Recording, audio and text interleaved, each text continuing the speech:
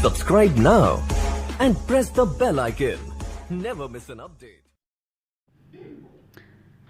नमस्कार साथियों, स्वागत करता हूं सभी का इस YouTube चैनल पर। साथियों, संडे के दिन कोई भी क्लास नहीं ले पाया मैंने, हालांकि आपसे कहा था कि क्लास होगी लेकिन नहीं हो पाई, उसके लिए मुझे खेद है। मित्रों, हिंदी शिक्षण विधियों के जो 1000 प्रश्न आपके चल रहे हैं एमपी टेट, रीट, सीटेट भर्ती हेतु, टेस्ट नंबर उसमें 7 आज आपके लिए लेकर आया हूं। इसकी अगर आपको पीडीएफ लेनी है साथियों, तो आपको हमारे Telegram channel study with PL Lodha join करना होगा।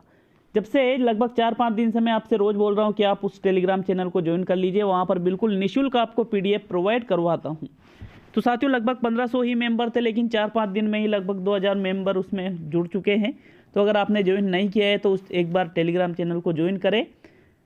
बहुत ही शानदार प्रश्न, यहाँ पर 25 प्रश्न हैं इस टेस्ट नंबर 7 में। इसकी पीडीएफ भी बिल्कुल मैं वहाँ पर आपको दे दूंगा। शुरू करते हैं साथियों। विशेष तैयारी हेतु इस टेस्ट सीरीज को पूरी ज्वाइन करके रखें साथियों। प्रश्न नंबर 1 आता है। पहला प्रश्न है, भाषा की कक्षा का माहौल कैसा होना चाहिए? लैंग्वेज, ठीक है, हिंदी के क्वेश्चन है। तो हिंदी क्या है? एक लैंग्वेज है, एक भाषा है। उसका माहौल कैसा होना चाहिए? जहाँ बच्चों को उनकी बात कहने और सुनने के अधिकाधिक अवसर मिले, जहाँ शिक्षक बोले और बच्चे ध्यान से सुने, जहाँ भाषागत शुद्धता पर अत्यधिक बल हो और दीवारों पर जहाँ सूक्तियाँ लिखी हो। तो साथियों, इसका जो सटीक आंसर है वो रहेगा जहाँ बच्चों को उनकी बात कहने और सुनने के अधिक से अधिक अवसर मिले। वो ऐसा ही माहौल भाषा की कक्षा में होना चाहिए कि उनकी जो बात है कहने का भी अवसर मिले, सुनने का भी अवसर मिले। तो ऐसी अगर कक्षा का माहौल रहेगा भाषा की कक्षा का, उसको समृद्ध भाषिक वातावरण आप कह सकते हो, जो कि सबसे बेस्ट रहेगा साथियों। शिक्षक बोले और बच्चे ध्यान से सुने, गलत है। भाषागत शुद्धता पर अत्यधिक बल हो, गलत है। दीवारों पर सूक्तियाँ लिखी हो, ठीक है, अच्छी बात है, लेकिन इससे बेस्ट विकल्प कौन सा है? प्रथम। तो प्रथम ही सही रहेगा। नेक्स्ट प्रश्न नंबर 2 की ओर बढ़ते हैं मित्रों। भाषा प्रवाह को कुशल बनाने में सर्वाधिक भूमिका होती है बोलने की, सुनने की, लिखने की और पढ़ने की। तो साथियों, इसका जो सही आंसर है वो रहेगा आपके प्रथम विकल्प बोलने की। भाषा प्रवाह को कुशल बनाने में, मतलब जिस तरीके से आप भाषा बोलते हो उसको कुशल बनाने में। तो जब आप जितना अधिक बोलोगे, जितने तरीके से शुद्ध बोलोगे, उसमें सबसे ज़्यादा भूमिका बोलने की ही रहेगी साथियों। प्रथम विकल्प सही है। किसी भी प्रश्न पर अगर आपको डाउट लगता है तो बिल्कुल ये क्लास नंबर 7 है। जैसे ही इसकी 10 क्लासें पूरी होती है, जितने भी आपके मैंने ऑब्जेक्शन वाले क्वेश्चन नोट कर रखे हैं कि कौन कौन से क्वेश्चन आपको दोबारा अच्छी तरह से बताना है।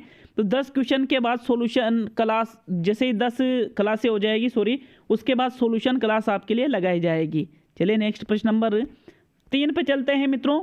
एक भाषा शिक्षक के रूप में सबसे बड़ी चुनौती है बहुभाषिक कक्षा के लिए उचित रणनीतियां तय करना। बिल्कुल हो सकता है। बच्चों को भाषा सीखने के महत्व से परिचित कराना, ये भी हो सकता है। बच्चों की भाषा संचार को साधनों के प्रभाव से मुक्त रखना, अब ये तो गलत हो गया। फिर भाषा संसाधनों का अभाव, ये भी हो सकता है। तो अब यहाँ पर आपके सामने प्रथम, दूसरा और चौथा विकल्प बच रहा है। इनमें से बेस्ट ऑप्शन है साथियों आपका विकल्प नंबर प्रथम, बहुभाषिक कक्षा के लिए उचित रणनीतियां तय करना। बहुभाषिक कक्षा का मतलब है जहाँ पर जो अलग अलग भाषा बोलने वाले जो बच्चे हैं एक ही क्लास में बैठते हैं, तो उनको किस प्रकार से उनको पढ़ाना चाहिए, किस प्रकार से उनको भाषा का ज्ञान देना है, उसकी रणनीतियां तय करना, ये शिक्षक के लिए सबसे बड़ी चुनौती होती है साथियों। तो आपका प्रथम विकल्प इस प्रकार यहाँ पर सही है। नेक्स्ट प्रश्न नंबर 4 पे चलते हैं।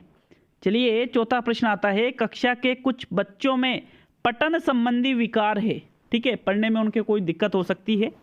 आप उनके इस विकार को दूर करने के लिए क्या करेंगे? सपोज करिए आप टीचर हो, सपोज क्या करिए बनने वाले हो, ठीक है, मेहनत करोगे तो जरूर बनोगे। अब आपको देखना है कि क्लास में कुछ बच्चे पठन संबंधी विकार से ग्रसित है, तो आप क्या करोगे उस विकार को दूर करने के लिए? आप बच्चों से कहोगे कि वह एकांत में जाकर खुद अभ्यास करे, बिल्कुल गलत बात। बच्चों के माता पिता को बुलाकर उनसे अभ्यास कराने को कहेंगे। माता पिता को बुलाएंगे कि आप आओ, तुम्हारे जो बच्चा है आपका, उसका आप अभ्यास कराओगे, ये चीज़ गलत बोल रहा है। तो क्या ये सही है? नहीं है, बिल्कुल गलत है। बच्चों को कक्ष में ही स्वयं अभ्यास कराएंगे, बिल्कुल राइट बात है ये, और सभी तो फिर गलत हो गया।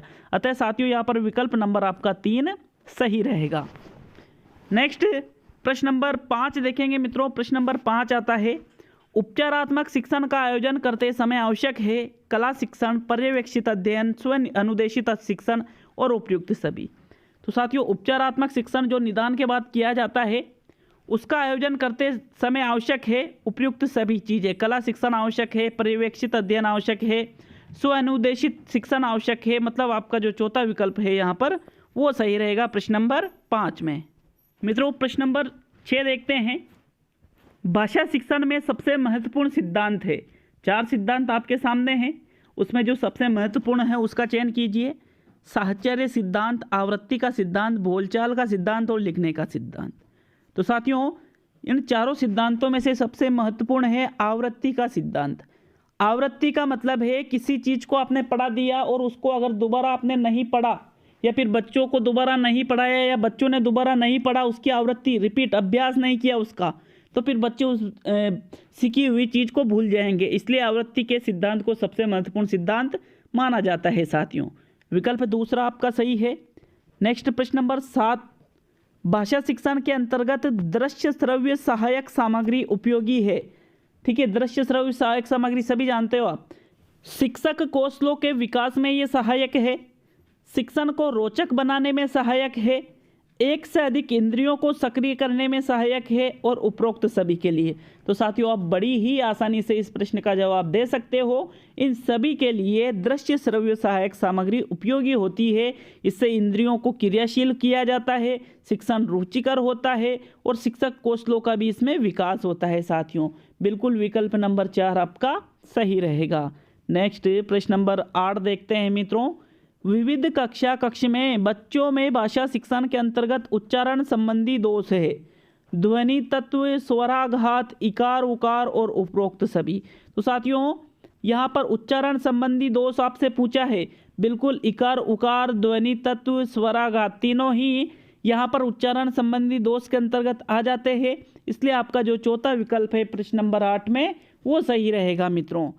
कमेंट करके जाइए आपको ये टेस्ट पेपर कैसा लगता है और आप इसमें कितने प्रश्न सही कर पाते हो। प्रश्न 9, अक्षर बोध प्रणाली जो कि प्राचीन प्रणाली है के माध्यम से छात्रों में निम्न में से किस शिक्षण संबंधी कठिनाई का निवारण होता है। मित्रों, विकल्प है वाक्यों का क्रमबद्ध ज्ञान होता है, उच्चारण शुद्ध होता है, विवरण दोष नहीं आ पाता है और उपरोक्त सभी। तो साथियों, जो अक्षर बोध प्रणाली है उसके माध्यम से आपको बताना है कि शिक्षण संबंधी कौन सी कठिनाई का निवारण होता है। जी हाँ, विकल्प नंबर 2 यहाँ पर सही है। उच्चारण इससे शुद्ध होता है अक्षर बोध प्रणाली से। साथियों, यहाँ पर अक्षर बोध प्रणाली के माध्यम से बच्चों को अक्षर का उच्चारण करना सिखाया जाता है, शुद्ध उच्चारण। विकल्प नंबर 2 आपका सही है मित्रों। नेक्स्ट प्रश्न नंबर 10 देखते हैं मित्रों। एक बच्चा अपना सामाजिक विकास करने के लिए निम्न में से किससे एक उपकरण के रूप में प्रयोग करता है। भाषा को, पाठ्य पुस्तक को, पाठ्यचर्या को और इनमें से कोई नहीं। तो साथियों देखिए, प्रश्न क्या पूछ रहा है कि कोई बालक है, उसे सामाजिक विकास करने में किस उपकरण का प्रयोग करता है, वो उसका सामाजिक विकास किसके माध्यम से होता है। तो साथियों, भाषा के माध्यम से ही बच्चे का सामाजिक विकास होता है। अब देखिए, पाठ्यचर्या और पाठ्य पुस्तक ये दोनों नहीं आएंगे, इनसे बेस्ट विकल्प यहाँ पर भाषा वाला है। तो प्रथम विकल्प यहाँ पर सही रहेगा प्रश्न नंबर 10 में। नेक्स्ट प्रश्न नंबर 11, भाषा शिक्षण में पिछड़े बालकों के लिए सर्वाधिक उपयुक्त अनुदेशन प्रक्रिया है। व्यक्तिगत, सामूहिक, दोनों, एक व दो और इनमें से कोई नहीं। तो साथियों देखिए, भाषा शिक्षण में पिछड़े बालकों के लिए पूछा है, सर्वाधिक उपयुक्त पूछा है। तो साथियों, कोई पिछड़ा बालक है, अब उसको आपको अनुदेशन प्रक्रिया करना है उसके, तो देखिए उसके लिए जो व्यक्तिगत अनुदेशन प्रक्रिया होगी, मतलब व्यक्तिगत रूप से आप उसको, उसकी जो कमियां हैं, उसकी जो कमजोरी है, उनको दूर करने का प्रयास करेंगे व्यक्तिगत रूप से, तो वो सबसे बेस्ट रहेगा। सामूहिक में तो आप सभी पर ध्यान नहीं दे पाओगे साथियों, इसलिए प्रथम विकल्प यहाँ पर आपका सही है। नेक्स्ट प्रश्न नंबर 12 देखते हैं। बच्चों में पढ़ने की समझ का मूल्यांकन करने के लिए निम्न में से कौन सा तरीका उपयुक्त है। पढ़ने की समझ का मूल्यांकन करना है आपको, तो बच्चों से श्यामपट्ट पे लिखवाया जाए, बच्चों से पाठ्य पुस्तक पढ़वाई जाए, बच्चों से पढ़ी हुई पाठ्य वस्तु पर प्रश्न पूछे जाए और उपरोक्त में से कोई नहीं। तो साथियों, बच्चों ने किसी चीज़ को पढ़ा है, अब वहाँ पर कि उन्होंने कितना पढ़ा है, कितना समझा है, इसका आपको मूल्यांकन करोगे तो कैसे करोगे, बच्चों से उन जो पढ़ी हुई पाठ्य वस्तु है उस पर आप प्रश्न पूछोगे, ताकि आपको पता चल जाएगा कि उन्होंने कितना ज्ञान ग्रहण किया है। इसलिए विकल्प नंबर 3 आपका यहाँ पर सही रहेगा। चलिए प्रश्न 13 देखेंगे। भाषा शिक्षण के चयन का सिद्धांत आधारित है विद्यालय पर, अध्यापक पर, बालक पर और अभिभावकों पर।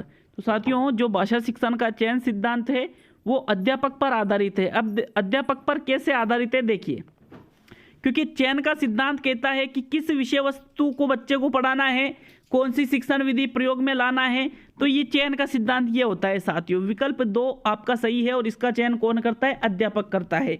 इसलिए विकल्प नंबर 2 प्रश्न नंबर 13 में सही रहेगा। नेक्स्ट प्रश्न नंबर 14 देखेंगे मित्रों। मानसिक रूप से परिपक्व बच्चे अधिकतर होते हैं समान रूप से ग्रहण करने वाले, देर से ग्रहण करने वाले, जल्दी ग्रहण करने वाले और उपरोक्त सभी। तो साथियों जो मानसिक रूप से परिपक्व है मतलब जो अच्छे जो बुद्धि रखते हैं वो जल्दी ग्रहण करने वाले बच्चे होते हैं। विकल्प 3 आपका प्रश्न नंबर 14 में सही रहेगा। नेक्स्ट प्रश्न नंबर 15 देखेंगे मित्रों। प्रश्न 15 है, एक अध्यापक के लिए मौखिक पठन कराना आवश्यक है क्योंकि इससे, मौखिक पठन का मतलब क्या है, बोल करके पढ़ना, लिखित भाषा संबंधी त्रुटियां दूर हो जाती है, मौखिक भाषा संबंधी त्रुटियां दूर हो जाती है, एक एवं दोनों और कोई लाभ नहीं होता है। तो साथियों देखिए मौखिक पठन कराना आवश्यक है यह आपसे पूछा है, तो इससे क्या होगा, आपके मौखिक भाषा संबंधी त्रुटियां दूर हो जाएगी। क्योंकि देखिए लिखित भाषा संबंधी त्रुटियां तो लिखने से दूर होगी, मौखिक से थोड़ी दूर होगी। तो साथियों इसलिए विकल्प 2 सही है। अगर आपको ऐसा लगता है कि इसका प्रथम विकल्प भी सही है और इस प्रकार इसका तीसरा विकल्प सही रहेगा, तो आप हमें ये कमेंट बॉक्स में ज़रूर बताइए साथियों, ताकि वो जो सॉल्यूशन क्लास निकाली जाएगी उसमें आपको ये प्रश्न भी ऐड कर लिया जाएगा। नेक्स्ट प्रश्न नंबर 16 देखेंगे मित्रों। 16वां प्रश्न है, यदि बालक में अक्षरों एवं शब्दों के सही आकार, क्रम तथा अक्षरों और शब्दों के बीच की दूरी से सही अंतर को समझने की योग्यता का विकास करना है तो बालकों को कौन सी दक्षता का प्रशिक्षण देना हो चाहिए।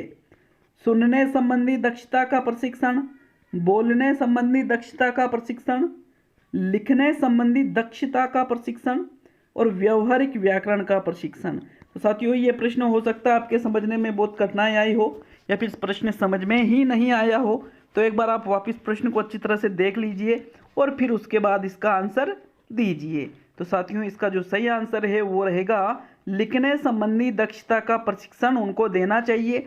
देखिए लिखने संबंधी दक्षता का प्रशिक्षण ही क्यों देना चाहिए, क्योंकि शब्दों का सही आकार, अब आकार तो भाई बोलने में क्या आकार होता है, आप ये थोड़ी क बोलते जाओगे, क ही बोलते हो क कबूतर वाले को, तो सही आकार तो लिखने संबंधी दक्षता का प्रशिक्षण में आ जाएगा साथियों। अक्षरों और शब्दों के बीच की दूरी के सही अंतर को समझना कि आप उसमें योग्यता का विकास करना है, तो ये सभी लिखने संबंधी दक्षता का प्रशिक्षण के अंतर्गत आ जाएगा। विकल्प 3 सही है प्रश्न नंबर 16 में। प्रश्न 17, भाषा शिक्षण में अधिगम सामग्री की प्रमुख चुनौती है। अधिगम सामग्री की प्रमुख चुनौती, बिल्कुल इसी प्रकार के क्वेश्चन आपके एग्जाम में आते हैं मित्रों। कम समय में अधिक ज्ञान दिया जाना, छात्रों का ध्यान पाठ में केंद्रित होना, शिक्षकों द्वारा शिक्षण कार्य में कम मेहनत किया जाना और विषय वस्तु के कठिन स्थलों का उचित स्पष्टीकरण करना। तो साथियों बताइए इसका सही आंसर क्या रहेगा। भाषा शिक्षण में अधिगम सामग्री की प्रमुख चुनौती इनमें से क्या है। तो बिल्कुल जिन्होंने विकल्प नंबर 4 का चयन किया है वो बिल्कुल सही है। विषय वस्तु के जो कठिन स्थल है उनका उचित स्पष्टीकरण करना ही भाषा शिक्षण में अधिगम सामग्री की प्रमुख चुनौती होती है। कठिन स्थल मतलब जो कठिन चीज़ें हैं उनको अच्छी तरह से स्पष्ट करना, बच्चों के बीच में उसके संप्रति को विकसित करना, यही अधिगम सामग्री की मुख्य चुनौती मानी जाती है साथियों। तो यहाँ पर चौथा विकल्प आपका सही रहेगा। नेक्स्ट प्रश्न आता है 18, लगभग 2 साल के बच्चे तार वाली भाषा का प्रयोग करते हैं। तार वाली भाषा का अर्थ क्या है। अब देखिए हो सकता है नया प्रश्न लगा हो लेकिन बहुत ही इम्पोर्टेंट। तार में प्रयुक्त होने वाले शब्दों का प्रयोग, अंग्रेजी शब्दों का उपयोग, संक्षिप्त वाक्यों का प्रयोग करना और मुख्य अर्थ को व्यक्त करने वाले संज्ञा, क्रिया, विशेषण आदि 2 शब्दों वाली अभिव्यक्ति। तो साथियों देखिए तार वाली भाषा का मतलब होता है, विकल्प चौथा, मुख्य अर्थ को व्यक्त करने वाले संज्ञा, क्रिया, विशेषण आदि दो शब्दों वाली अभिव्यक्ति ही तार वाली भाषा कहलाती है साथियों। तो आपका जो चौथा विकल्प है यहाँ पर सही रहेगा। नेक्स्ट प्रश्न 19, सुनना भाषा कौशल के प्रथम सोपान माना जाता है। जो भाषा कौशल होते हैं चार, उसमें सुनना प्रथम सोपान है, मतलब प्रथम भाषाई कौशल है। क्यों है यह प्रथम भाषाई कौशल? क्योंकि बच्चा भाषा को अपने मित्रों द्वारा सीखता है, बच्चा भाषा केवल अनुकरण द्वारा ही सीखता है, बच्चा माता पिता को बोलते हुए सुनता है और बच्चा अध्यापक को बोलते हुए सुनता है। तो मित्रों देखिए जो श्रवण है या सुनना है, इसको प्रथम सोपान इसलिए माना जाता है क्योंकि बच्चा माता पिता को बोलते हुए सुनता है। विकल्प 3 ही आपका बिल्कुल सही है। नेक्स्ट प्रश्न नंबर 20 देखेंगे साथियों। 20वां प्रश्न आता है, अध्यापन करते समय एक शिक्षक को शिक्षण का संबंध निम्न में से किसके साथ करना चाहिए ताकि बच्चे सरलतापूर्वक सीख सके? कथा कहानियों के साथ संबंध स्थापित करना चाहिए, पशु पक्षियों के साथ संबंध स्थापित करने चाहिए, खेल खिलौनों के साथ संबंध स्थापित करना चाहिए और उपरोक्त सभी के साथ संबंध स्थापित करना चाहिए। तो बिल्कुल साथियों आपका सही आंसर है, उपरोक्त सभी के साथ संबंध स्थापित यहाँ पर करना चाहिए शिक्षक को। ठीक है, चौथा विकल्प आपका सही रहेगा। नेक्स्ट प्रश्न नंबर 21, बोलने के माध्यम से बच्चों में भाषा प्रवाह कुशल नहीं हो पाता है, ज्ञान को अभिव्यक्त करने की क्षमता का विकास रुक जाता है, झिझक समाप्त हो जाती है और उपरोक्त सभी। तो साथियों बोलने के माध्यम से बच्चों में झिझक समाप्त होती है, भाषा प्रवाह विकसित होता है, रुकता थोड़ी है। तो इसलिए ये प्रथम और दूसरा विकल्प गलत हो जाता है। नेक्स्ट प्रश्न नंबर 22 देखते हैं। हिंदी भाषा में मातृभाषा के संबंध में क्या चुनौती है? अलग अलग बोलियां, भाषा व बोलियों में अंतर, भाषा व बोलियों में सामंजस्य का अभाव और इनमें से कोई नहीं। तो साथियों हिंदी भाषा में मातृभाषा के संबंध में होती है चुनौतियां अलग अलग बोलियां। भाई देखिए हिंदी भाषा हो सकती है, लेकिन हिंदी भाषा बोलने वाले अलग अलग जगह के लोग, उनकी जो मातृभाषा है, उनकी जो बोलियां हैं जिसको वो बोलते हैं वो अलग अलग होती है। साथियों आपने देखा होगा कि आप जो बोली बोलते हो उसके लगभग 10 किलोमीटर या 20 किलोमीटर दूर जाते ही कुछ चेंजेज आ जाता है। तो होती है वो बोली कहते हैं उसे, कि वो एक कहावत है कुछ। तो साथियों कुछ कहावत है बोली संबंधित की भाई ये हर 7 कोस में बदलती रहती है। कहावत मुझे याद ही नहीं है, अब मैं इसका क्या कर सकता हूँ। तो साथियों अलग अलग बोलियों की ये चुनौती होती है एक शिक्षक के लिए मातृभाषा के संबंध में। आपका प्रथम विकल्प आपका यहाँ पर सही रहेगा प्रश्न नंबर 22 में मित्रों। नेक्स्ट प्रश्न नंबर 23 देखते हैं। आदर्श वाचन के पश्चात निम्न में से कौन सा वाचन अनिवार्य रूप से किया जाना चाहिए? अनुकरण वाचन, संक्षेप वाचन, काव्य वाचन और सभी। तो साथियों आदर्श वाचन के बाद किया जाना चाहिए अनुकरण वाचन। आपका प्रथम विकल्प यहाँ पर सही है, संक्षेप वाचन नहीं है, काव्य वाचन भी नहीं है। नेक्स्ट प्रश्न नंबर 24, भाषा शिक्षण में उपचार उतना ही अच्छा होगा जितना अच्छा ज्ञान होगा, निदान होगा, व्याकरण होगा और मूल्यांकन होगा। तो साथियों भाषा शिक्षण में उपचार उतना ही अच्छा होता है जितना अच्छा निदान होता है, क्योंकि उपचार में क्या करते हैं आप समस्याओं को दूर करते हैं और निदान में क्या करते हैं समस्याओं को पहचानते हैं। तो अगर समस्या सही से नहीं पहचानोगे तो दूर कहाँ से करोगे, इसलिए विकल्प 2 सही है। नेक्स्ट प्रश्न नंबर 25 और आज का अंतिम प्रश्न है साथियों। उच्च प्राथमिक स्तर पर कहानी रचना के लिए उपयोगी सामग्री होगी शामपट्ट, फ्लैश कार्ड, चित्रकथाएं और उपयुक्त सभी। तो साथियों उच्च प्राथमिक स्तर पर कहानी रचना के लिए ये तीनों ही चीज़ें उपयोगी है, इसलिए आपका चौथा विकल्प यहाँ सही है। मित्रों चैनल को सब्सक्राइब करके हमें छोटा सा सपोर्ट करें, आपका यहाँ पर चौथा विकल्प सही है। मिलते हैं अगले वीडियो में, बहुत बहुत धन्यवाद। MP टेट के लिए विशेष साइकोलॉजी की क्लास चालू की है, विशेष साइकोलॉजी की टेस्ट सीरीज चालू की है तो वो रीट और सीटेट के लिए भी समान रूप से उपयोगी है, उसको जरूर देखें। उसकी PDF भी बिल्कुल मैं आपको टेलीग्राम चैनल पर अवेलेबल करवा दूंगा। मिलते हैं मित्रों अगले वीडियो में।